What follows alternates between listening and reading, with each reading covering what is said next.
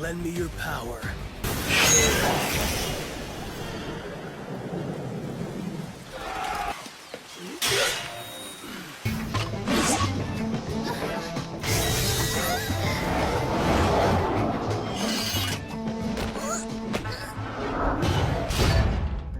I hope that you ladies like solitary confinement, because that's where you're headed if you keep this up.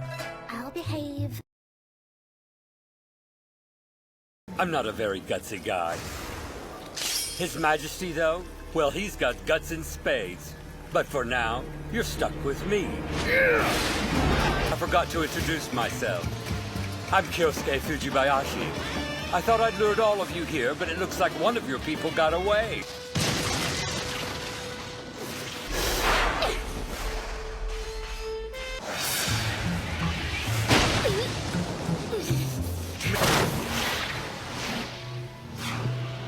Had an incredible idea! Coming for you next!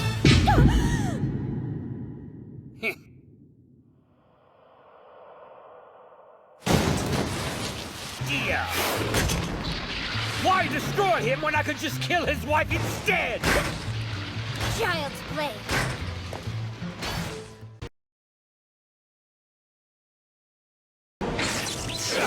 Geraldo.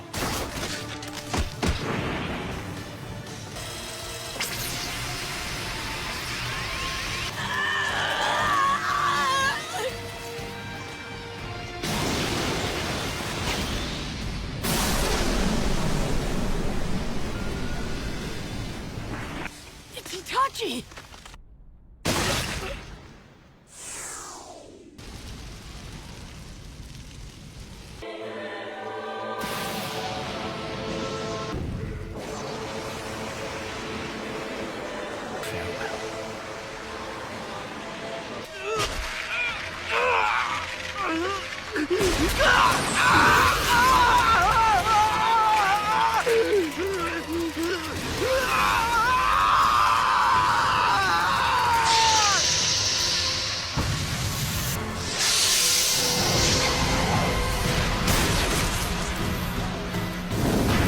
Is that?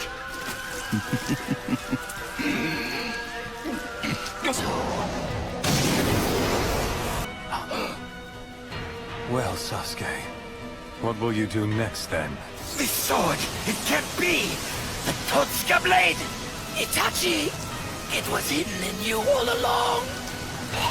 Senjutsu, and is a variant of the Kusanagi blade.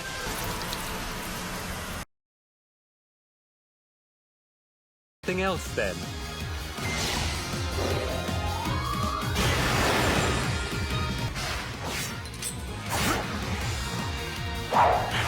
Magic!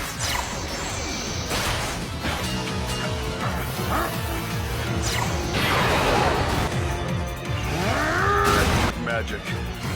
Dark cloaks. Lightning flash!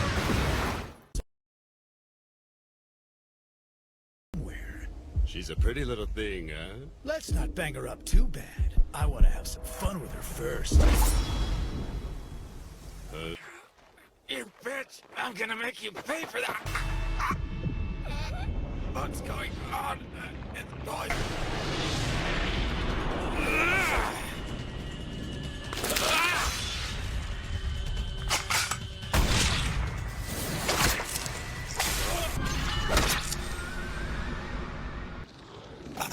I never thought it would end for me this way.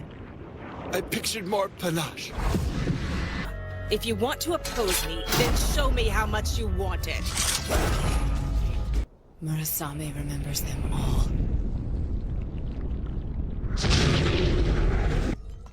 You're done! Did you see through Mahatma?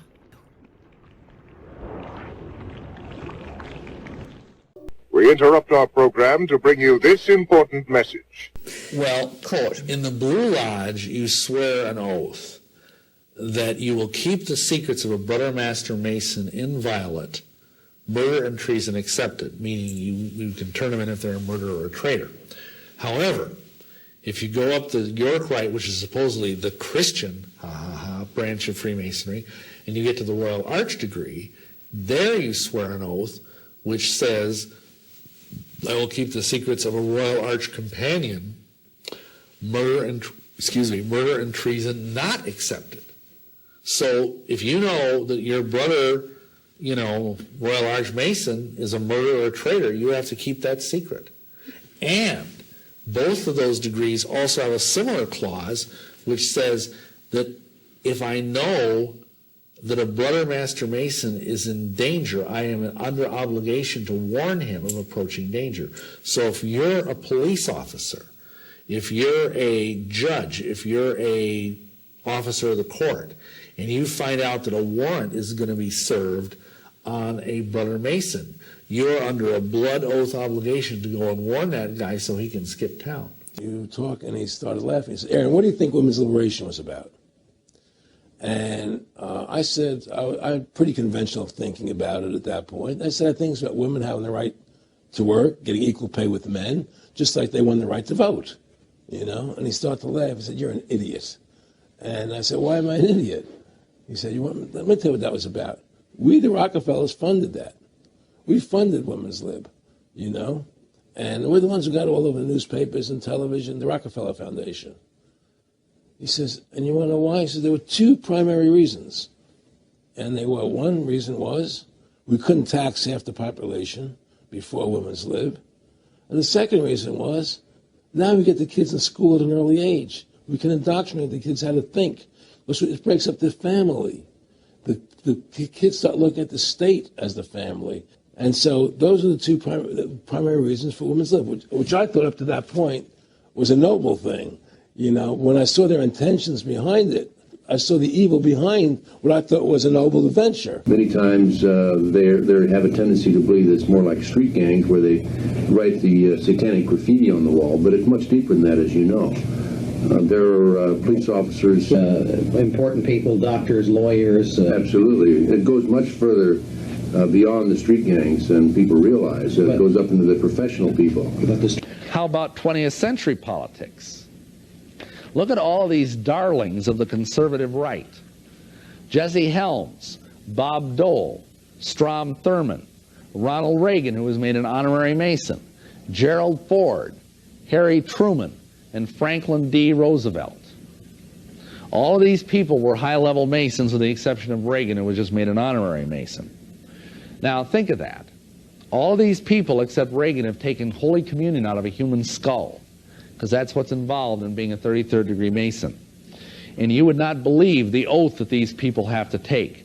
They swear that they will work for the destruction of law, religion, and government. All right, brother. You said that you had also Masonic, right? Well, my career in law enforcement, I actually joined the Brotherhood of Freemasons. Okay. Yeah, how'd you get into that? How'd you get into that? Man, a lot of cops are involved with that. Really? Oh yeah. It's a thing that I'm not saying you must do, but 95% of them do. So this actually exists? Yes, it does. It's the occult. It's nothing to be messing with.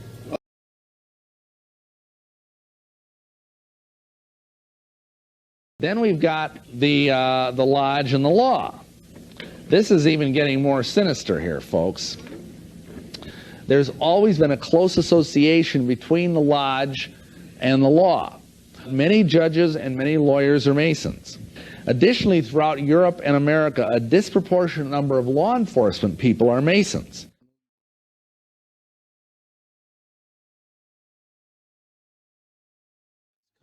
I know what it is to drive a police car. I know what it is to sit in back of one. I'm not easily hustled. And when I see these custody evaluators, they sicken me. Okay. And so you're really employed by the elite people in Hollywood, in politics, correct? That'd be very correct. I've counseled women and a few men on how to get the other side thrown out of the house. Hey, welcome. I'm reading the Bible, remember? I do God's work. For you women, have you ever thought about trying to get rid of your husbands? Not like shooting them and digging a hole and putting them in. No, I'm talking about, that's not what I'm talking about here. What I'm talking about is the fact that putting the trash out. You've had it up to here. You don't want to see his hair, you don't want to smell his breath, you're done. But how do you get him thrown out of the house? It's tough. You don't have $10,000 or $15,000 to hire a lawyer. Here's my suggestion. One nice day when he goes to work, you go get your hair done, get your nails done. And I know for some of you out there, this might sound utterly impossible, but you know, women do this. They get their hair done, nails done, clean themselves up, put on a pretty dress.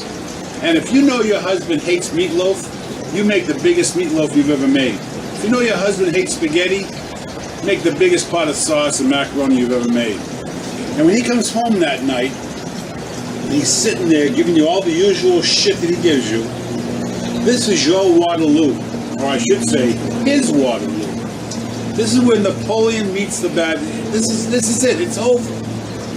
You look at him and he goes, "What the fuck is this? You know I don't like meatloaf, or you know I don't like spaghetti sauce."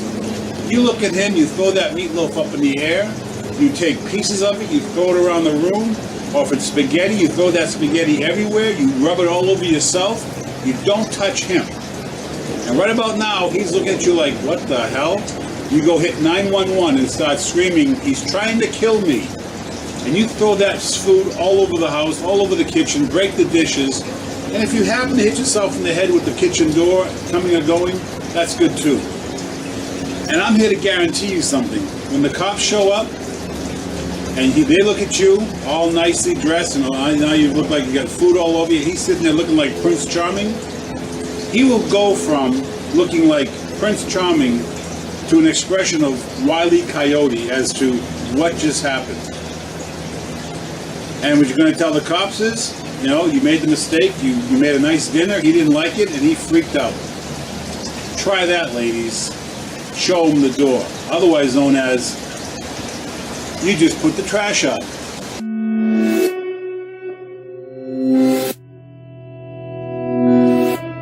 I've seen men walk out crying. And what do? What do? You can't sit there and not feel bad for some of these people. How could you be married for 20 years? You were a great husband, she was a great wife. Now we're going through a divorce. He's a pervert, he's a drug dealer, he's doing all these horrible things. She's an alcoholic, she's a drug dealer, and she's sleeping with everybody. Did this just happen in the last week or two? No, I think we've come to the conclusion marriage is a very bad idea for most people.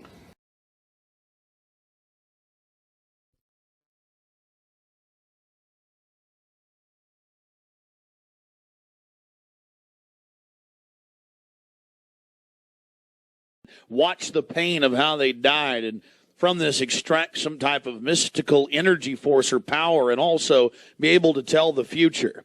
Have you been there for the ceremony with the cremation of care? Frankly, I don't think that's something I need to talk to you about. Really? That's right. Well, I'm Alex Jones, and I snuck in there in 2000. I'm the guy that blew it wide open and got the videos. Did you have an understanding when you went in there? No. Did you crash it? Yes. Yeah, and it has no trespassing signs there too, doesn't it? No, they put them up after. Oh, I'm I sorry. just walked in. I'm sorry, sir. I've been there before. I know what the circumstances are, and I'm sorry you violated the understandings. But don't expect the rest of us to say, "Oh, well, you're there, Mr. Gergen." I'm sorry. Nobody sets policy in there. We try to be gentlemen, and obviously you don't belong there. Weaving spiders coming out here? Yeah.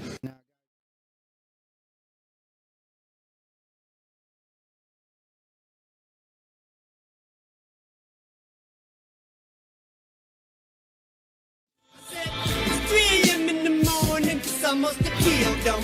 I remember the first time I dismembered a family member. I cut him up into pieces, and just when I went to drink his blood, I your blood curdling screams just don't seem to bother me none. But ain't no stopping me from chopping him up. Now back to our show.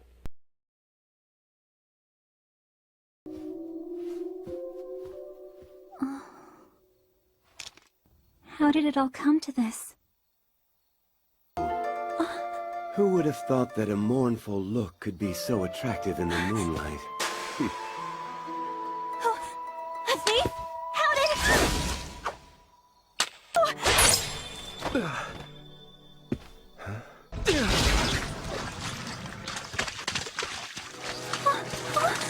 Hold on.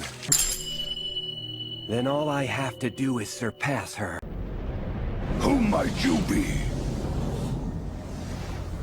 Him.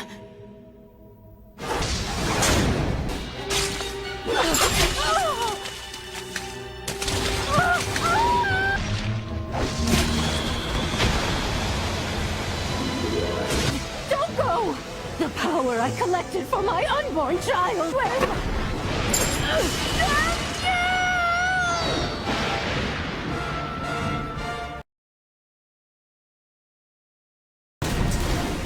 Naraku's body, is it?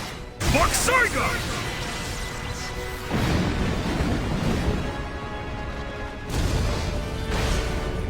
Kohaku! Looks like a body that's been cut by Bakasaiga can never be used again. Bakasaiga!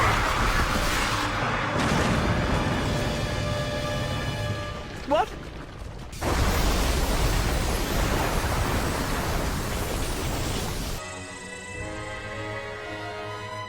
Izor! But you're still just a spider to be stepped on. Bakasaiga! I must admit that new sword of yours is really something.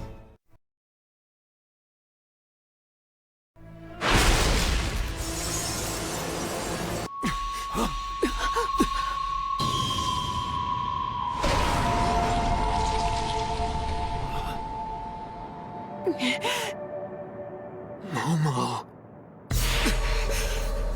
But how?